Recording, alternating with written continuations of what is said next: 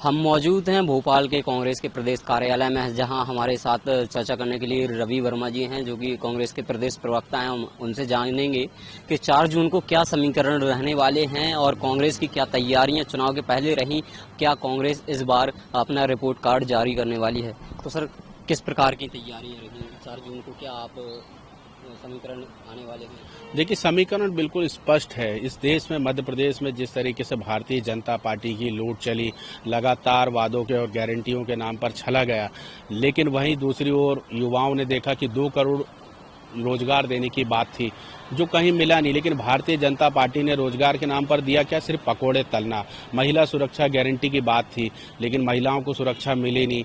3000 देने की बात थी, 3000 मिले नहीं। सरकार बनते ही देने की बात थी, जो सबसे बड़ा एक धोखा है इतिहास का, कि सरकार बनने के बाद भी 3000 नहीं मिले। तो महिलाएं अपने आप को ठगा हुआ महसूस कर रही है। मेरी लाडली बहना, मेरी माताएं लगातार इस बात को पूछ रही हैं कि कमल का फूल, क्या मेरी इतनी बड़ी भूल कि जो सिलेंडर उन्हें 450 का मनमोहन जी की सरकार में मिलता था, वह मामा की सरकार या मोहन यादव जी की सरकार उन्हें 450 का क्यों नहीं दे पा रही? क्यों उन्हें 1100 का खरीदना पड़ रहा है? ऐसे ये तमाम मुद्दे हैं जो आज भारतीय जनता पार्टी के सामने चुनौती के रूप में साबित हुए। और ऐसी स्थिति में अगर आज कोई प्रकाश के रूप में, कोई उम्मीद के रूप में अगर कोई सामने आया है, तो कांग्रेस पार्टी आई है। कांग्रेस पार्टी ने लगातार इस विषय को उठाया है कि भारतीय जनता पार्टी ने जो वादा किया था, वो वादा क्यों पूरा नहीं किया है। तो आज सम्मान के रूप में उनकी लड़ाई कोई लड़ रहा है, तो कांग्रेस पार्टी लड़ रही है। कांग्रेस पार्टी ने ये कहा है कि प्रति माह 8,500 रुपए, साल के 1 लाख रुपए देकर उनके सम्मान की प्रतिपूर्ति जो की जाएगी, उनके सम्मान को जो बरकरार रखेगी, तो कांग्रेस पार्टी रखेगी। भाजपा का कहना है कि हम 450 रुपए सिलेंडर दे रहे हैं, लाडली बहनाओं को आने वाले समय में हम 3000 भी देंगे।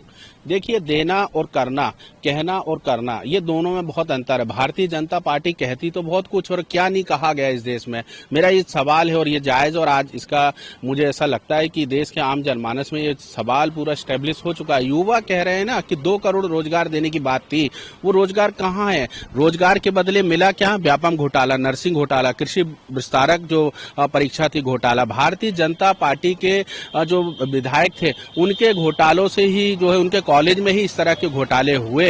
तो भारतीय जनता पार्टी इस पर जवाब देना कि आखिर इस तरह की विसंगतियां, इस तरह के गड़बड़ घोटाले क्यों हुए। बात रोजगार देने की बात हुई थी, बात अपने विकास की नहीं हुई थी। इस तरह के गड़बड़ घोटालों की आड़ में अगर किसी का विकास हुआ है, तो भारतीय जनता पार्टी के नेताओं का विकास हुआ है। जो भाजपा के नेता कह रहे हैं कि 10 साल में कोई एक घोटाला बता दे कांग्रेस।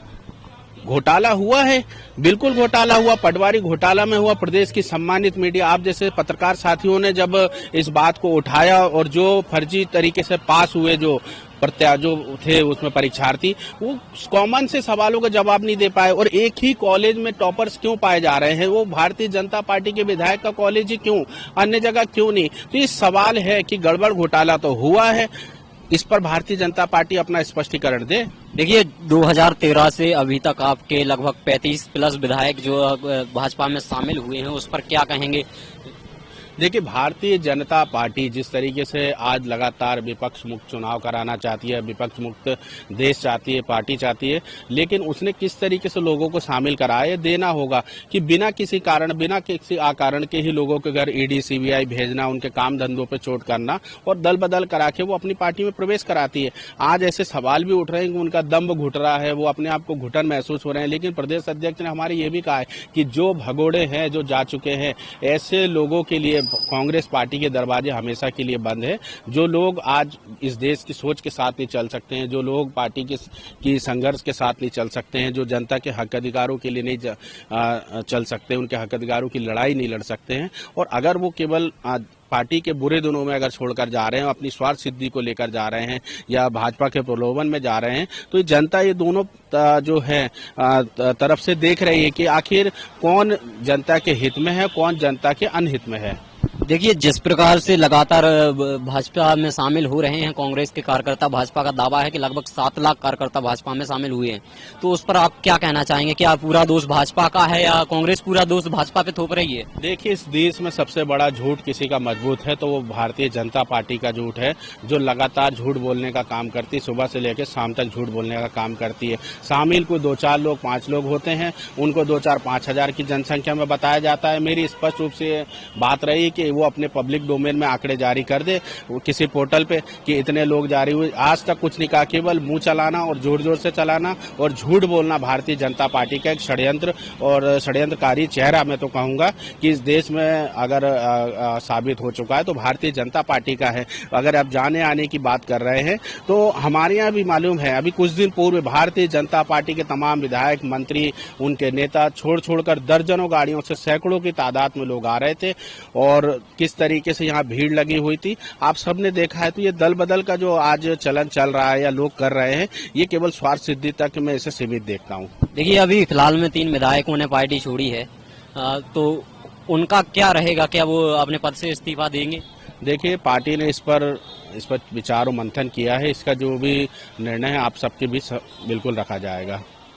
तो क्या लगता है इस बार के समीकरण में क्या रहने वाला है? कितनी सीटें कांग्रेस को मिलने वाली है? भाजपा 29 की 29 सीटों पर दावा कर रही है। नहीं, देखिए, दिन में सपने देखने के लिए भारतीय जनता पार्टी इस तरीके से देखती है तो कोई आपत्ति नहीं है, लेकिन मध्य प्रदेश में जो मूल मुद्दे हैं, महंगाई, बेरोजगार और गड़बड़ घोटाले, ये लगातार मुद्दा है और जनता ने वोट की चोट भारतीय जनता पार्टी के साथ की है और कांग्रेस पार्टी एक बड़े अंतर के साथ मध्य प्रदेश में 29 में से 20 सीटें जीत कर आएगी और भारतीय जनता पार्टी अपनी जमानत या अपनी सीटें भी नहीं बचा पाएगी। आपको क्या लगता है कि सारी गलती बीजेपी की है, क्योंकि आपकी पार्टी में से लोग छोड़ के डायरेक्ट बीजेपी में जा रहे हैं? बीजेपी का कहना है कि कांग्रेस कहीं ना कहीं कमजोर पड़ी हुई है। देखिए, अपनी कमियों को छुपाना कोई भारतीय जनता पार्टी से सीखे। ये बोलते कुछ हैं, करते कुछ हैं। लगातार हम देश में देख रहे हैं या मध्य प्रदेश में देख रहे हैं किस तरीके से ईडी, सीबीआई के बल पर झूठे प्रकरण लादना, उन्हें सताना, उन्हें कमजोर करना, उनके व्यापार पर चोट करना। लगातार इस तरीके के सत्ता बल के आधार पर ये जो है दल बदल का जो है प्रकरण है भारतीय जनता पार्टी चला रही है। लोगों को सताना, उन्हें डराना, धमकाना और अपने दल में साबित कराना, ये भारतीय जनता पार्टी का एक षड्यंत्रकारी चेहरा है। देखिए, अभी 10 किलो राशन की अगर बात करें तो कांग्रेस ने वादा किया 10 किलो राशन देंगे सत्ता में अगर हम आते हैं, तो वहीं बीजेपी 5 किलो दे रही है। बीजेपी कह रही है कि ये अपनी केवल राजनीति कांग्रेस चमकाना चाहती है। देखिए, आज सबसे बड़ा सवाल ये है कि 10 साल से भारतीय जनता पार्टी की सरकार है। मोदी जी कहते थे सबका साथ सबका विनाश, तमाम तरह की बातें हुई जिस तरीके से, आज वो नारे झूठे साबित हो रहे हैं। लोगों की आमदनी घटी है, आमदनी कुछ बढ़ी है तो चंद धन्ना सेठ जो उद्योगपति थे उनकी बढ़ी है। गरीब गरीब होते जा रहा, अमीर अमीर भारतीय जनता पार्टी की सरकार में होते जा रहा है। 5 किलो जो राशन देने की आड़ में भारतीय जनता पार्टी अपनी जिम्मेदारियों से कब तक भागेगी? ऐसी स्थिति में आज विपक्ष ने अगर उन गरीबों का सहारा बनने की कोशिश की है तो मैं ये मानता हूं कि भारतीय जनता पार्टी के पेट में दर्द नहीं उठना चाहिए। ये थे हमारे साथ कांग्रेस के प्रदेश प्रवक्ता रवि वर्मा जी, जिन्होंने बताया किस प्रकार से भारतीय जनता पार्टी अपने षड्यंत्रबद्ध कांग्रेस के कार्यकर्ताओं को भाजपा में शामिल कर रही है। मिलते हैं देश दुनिया की तमाम बड़ी खबरों में, तब तक के लिए देखते रहिए तांडव न्यूज में। सतीश सजग, कैमरा पर्सन मनीष के साथ, भोपाल।